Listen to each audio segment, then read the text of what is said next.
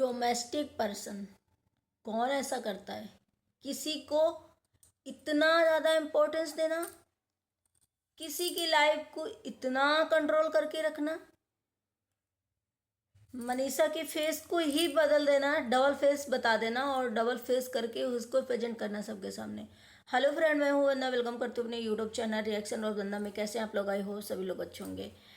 भाई आप लोग भी बहुत चीज़ें देख करके शौकीन हो रहे होंगे। जिस हिसाब से जेसिका गुप्ता ने बताया कि बेटी को भी गाली दिया, इतनी इतनी चीज़ें कंट्रोल किया। मतलब एक इंसान होता है, अगर इज्जतदार होता है या नहीं भी होता, हम कहते हैं तो एक बार अगर किसी से चीज़ मांगता है, 2 बार मांगता है, 3 बार मांगता है, उसके बाद खुद को उसको यह हो जाता है कि भाई अब चौथी बार नहीं मांगेंगे। मुझे भी शर्म आ रही है कि कैसे उस इंसान से मांगे, वो क्या भाई मेरे बारे में सोचेगा।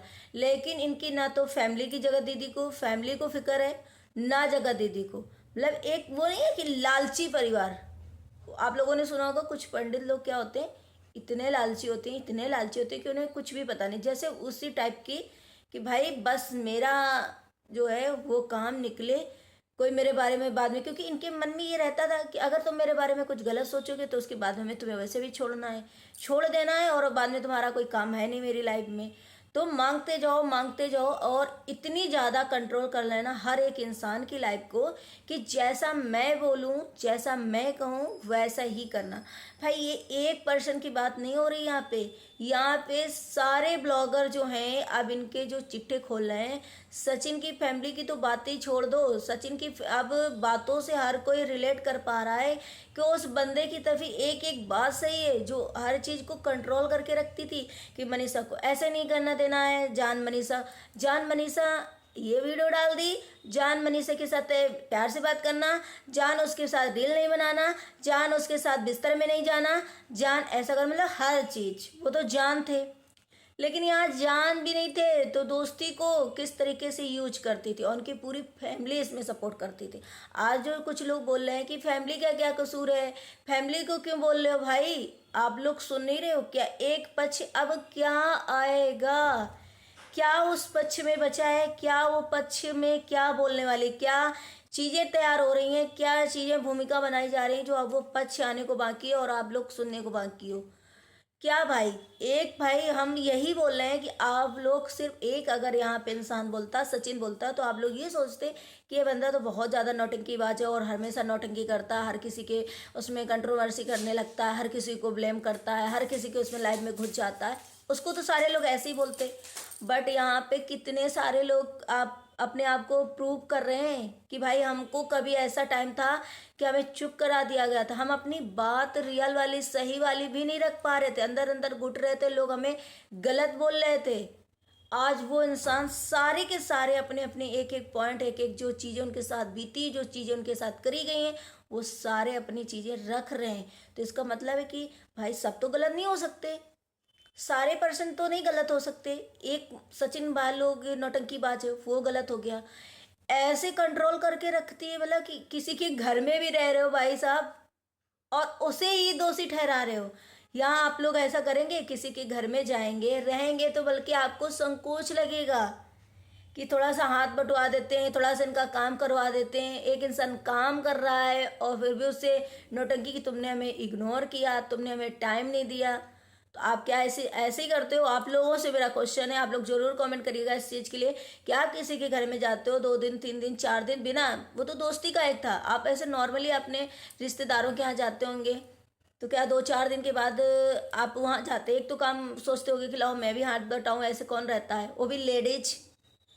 तो सोचो कि अगर कोई 2 4 दिन रहता है तो यही सोचता है कि भाई हमको अनकंफर्टेबल लग रहा है, अपने घर जाए, या तो फिर यहाँ पे जैसे ये लोग रहते हैं, जैसे फैमिली जितना भी अच्छा इंसान हो, बहुत पैसे वाला हो, कितना भी पैसे वाला हो, लेकिन अगर उसके घर में नीचे बैठ के खाना खाया जाता है तो आपको नीचे खाना खाना पड़ेगा। क्यों खाना पड़ेगा? क्योंकि हम यहाँ पे पैसे गिरी नहीं दिखाने आए हैं, यहाँ पे हम अपने सभी लोगों के साथ मिलकर जुलकर रहने के आए हैं।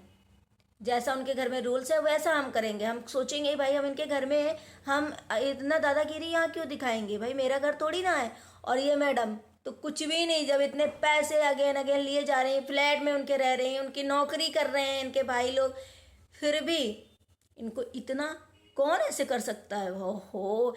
यानी इतनी डोमेस्टिक और इतनी मतलब क्या बोले, नीलज टाइप की फैमिली और नीलज टाइप की ये बेशरम टाइप की जैसे किसी चीज का फर्क ही नहीं, मतलब और दूसरे पे चढ़ जाना और दूसरे को लेकर बंदूक तान देना। इस हिसाब से कौन करता है, आप लोग जरूर कमेंट जरूर करिएगा। भाई उन्हीं का खाना, उन्हीं का पहनना, उन्हीं से पैसे लेना, उन्हीं क्या नौकरी करना और उन्हीं को ब्लेम कर देना, उन्हीं के पैसे ना देना, उन्हीं को डोमेस्टिक बोल देना, उन्हीं को विलेन कर देना। आज आप लोग सोचो कितने लोग, यही सरिता जी के साथ हुआ। सरिता जी ने भी यही चीज़ें बोली कि भाई मुझे रोक दिया गया, मेरी प्रेगनेंसी की मजाक उड़ी, क्या क्या नहीं उनके साथ भी हुआ। यही सचिन के साथ हुआ कि मनीषा बोलती रही। कल सरिता जी के बारे में बात करते हैं, वीडियो के बारे में। कल सरिता जी ने बोला कि मनीषा बोलती थी लेकिन उसे मैनिपुलेट कर देते थे, उसे घुमा देते थे बातों से। कौन कौन? सचिन और ये जगत दीदी, ये दोनों मिलके मनीषा को, और सचिन नहीं, ये पूरा स्क्रिप्ट तैयार करती थी, ये पूरा सचिन को करती थी। फिर सचिन उसको डराते थे, धमकाते थे और फिर बाद में ये भी उसको प्यार से हैंडल करती थी। तो मनीषा कहते हुए, जानते हुए बोलती भी थी किसी से, तो सामने डर से मैं सचिन के नहीं एक्सेप्ट करती थी कि मैंने इनसे कहा था कि मुझे इनकी दोस्ती पसंद नहीं है। तभी उसका डबल फेस दिखा दिया गया। और इतना भाई कि इतना कुछ होते हुए चार चार लोगों को वीडियो कॉल में लिया गया और उसे धमकाया गया, मतलब चोरी करते जा रहे हैं और सीनाझोरी भी करते जा रहे हैं। तो हर तरह से मनीषा को मतलब गलत साबित किया गया। कल सरिता जी ने जो बोला और लोगों ने इसका गलत मतलब निकाला कि मनीषा के डबल फेस। मनीषा के डबल फेस नहीं थे, मनीषा जानती थी, कहती थी, लेकिन उसको ऐसे घुमा दिया जाता था और सामने वाले जिससे कहती थी उसको झूठा और मनीषा को झूठा बोल दिया जाता था कि ऐसा नहीं है, ऐसा नहीं है, ऐसा नहीं है, जबकि वही चीज़ें हो रही थी। अब भाई आप लोगों ने चैट में इतनी सारी देखी चीज़ें, जितनी कुछ चीज़ें वायरल हुई सब में देखा। उसके बाद ये जितने सारे लोगों के साथ इतना कुछ हुआ है वो लोग बता रहे हैं। तो क्या हर चीज़ में आप सोचो कि ये बहुत सही है? बहुत सारे लोग आ रहे हैं इनके फेवर में उतर करके कि बहुत एक लड़की, एक औरत के साथ, लड़की तो बिल्कुल नहीं कहेंगे, एक औरत के साथ बहुत गलत किया, उसकी इज्जत को तार तार किया। कल मैडम कितने कॉन्फिडेंस के साथ कह रही थी एक औरत की इज्जत को तार तार किया गया है, उसे माफ़ नहीं किया जाएगा। तब मैडम ये कहाँ थी जब एक औरत की जिंदगी को खराब कर रही थी? आज अगर ये बातें नहीं खुलती तो क्या पता ये कोर्ट मैरिज भी कर लेती, शादी भी कर लेती, क्या क्या ये कर लेती और वो यहाँ पे तड़पती रहती। तो क्या इन्होंने आबाद किया है किसी औरत की, लड़की की जिंदगी? मतलब अभी भी इनका कॉन्फिडेंस है कि किसी को माफ नहीं किया जाएगा। वो उसने इस अधिकार नहीं है किसी का किसी औरत की जिंदगी खराब करने का। तुम्हारा अधिकार है कि हर किसी के साथ आप डोमेस्टिक वायलेंस करो, हर किसी के साथ आप धोखाधड़ी करो, हर किसी के साथ आप अपनी चलाओ, उसके उसकी लाइफ वो ना जी पाए उसके साथ ये चलाओ। नहीं, ऐसा हम कहेंगे जैसा वैसे ही होगा। भाई क्यों होगा? इसीलिए कहते हैं कोई भी आप किसी से दोस्ती रखो, कोई आपका रिश्तेदार है, कोई आपका घर का है, कोई हस्बैंड, मतलब हस्बैंड चाहे हो, हद से ज़्यादा आपके ऊपर रोक टोक करने लगे तो भाड़ में गई दोस्ती। इतना ज़्यादा किसी को अपने आप में हावी मत होने दो कि आपकी वो मतलब डोर अपने हाथ में ले ले। जैसा वो कहे वो क्यों भाई करेगा? भाई मेरी लाइफ है, मेरा वो है, मैं अपनी लाइफ क्यों नहीं जीऊँगा? आज के युग में तो यही हो रहा है भाई कि हम अपनी चीज़ें क्यों नहीं करेंगे। तो इनका ये चीज़ें था, इन्हें हर एक चीज़ में मेरे अगर हो तो तुम किसी से नहीं कर सकते हो, मैं एक कहूँगी वो तुम कर सकते हो। तो ये कठपुतली के जैसे भाई, जहाँ मैं नचाऊंगी जिधर मैं भेजूंगी उधर ही। तो जैसे कि आप लोगों को बोला मैंने कि बहुत सारे लोग इनके सपोर्ट में आ रहे हैं कि भाई औरत की इज्जत को भाई औरत की इज्जत नहीं है ये, इन्होंने सबकी इज्जत उतारी है।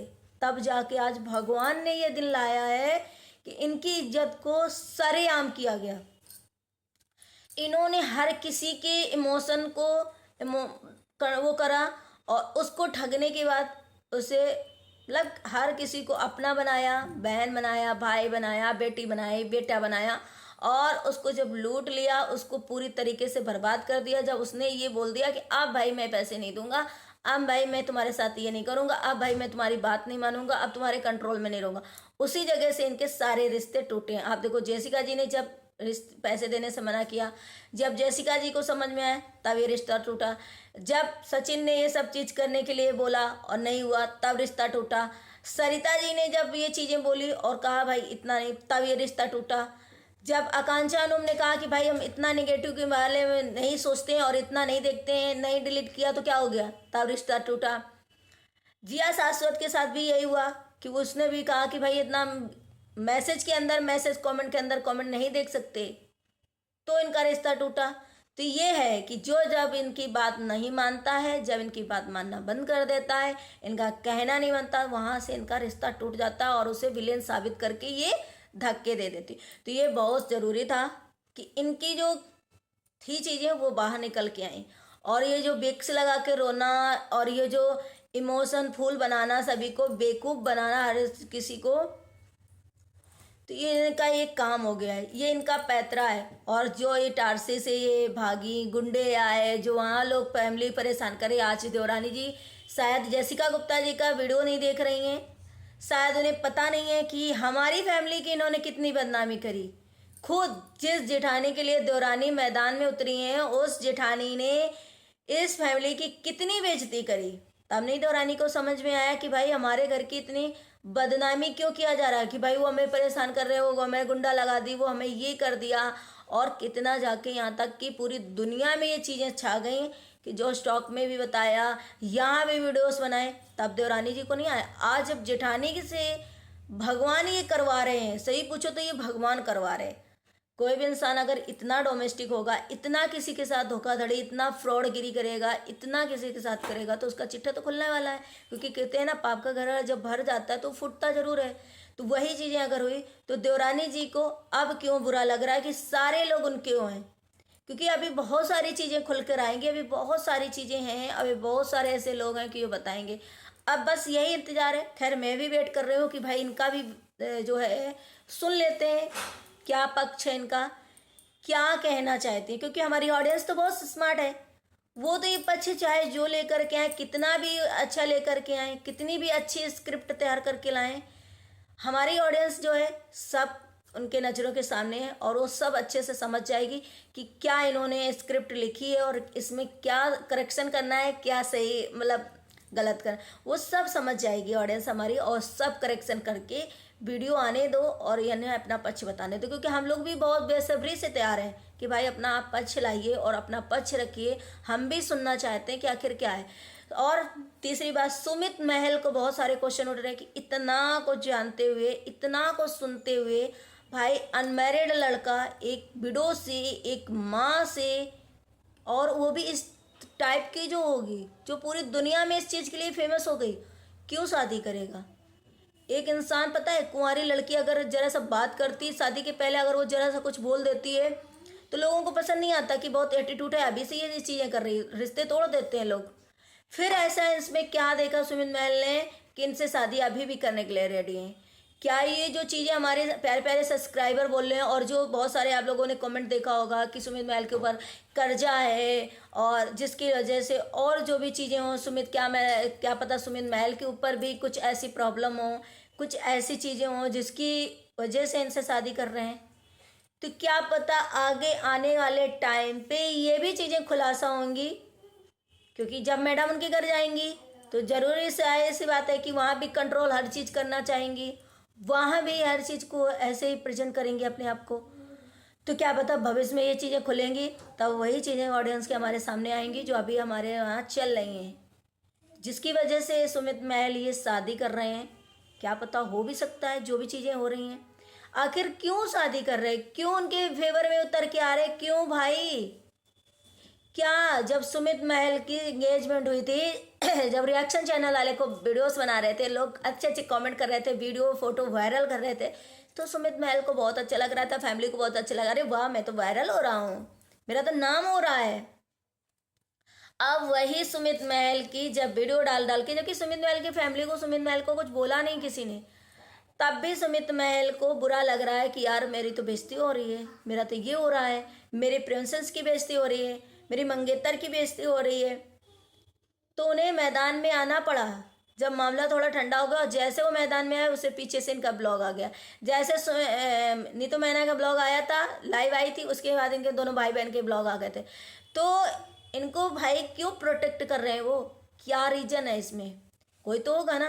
तो ये चीज़ें आप देखने के लिए आप देखते रहिए और सुनते रहिए और कमेंट करते रहिए, और जो चीज़ें हों प्लीज़ कमेंट में बताइएगा। अगर वीडियो अच्छा लगे तो लाइक एंड सब्सक्राइब करते रहिए, शेयर करते रहिए। मिलते हैं नेक्स्ट ब्लॉग में, बाय बाय।